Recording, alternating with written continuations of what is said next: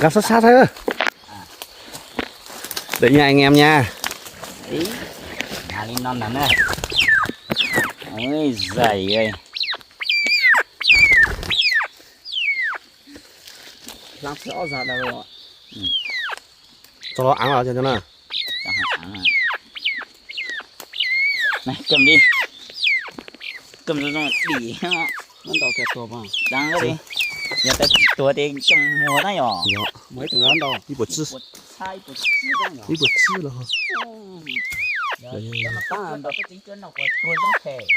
Tụi nó giờ chỉ chó chẳng phụ sao giờ chó chẳng chỉ mà tua. Tôi giống khe. Tua giống cái to thắt là có lưu chú cái tua giờ. Chó sẽ được xe chó là tua. Ngang ngang rồi. Tôi có tụi này. Có tụi hả vậy? Con là lẩu. Wow, chó. Còn. Cái bên lòng nó tôi hay những gì cá lót xuống đây. Muốn ăn Em không? ta nó cho hết tay.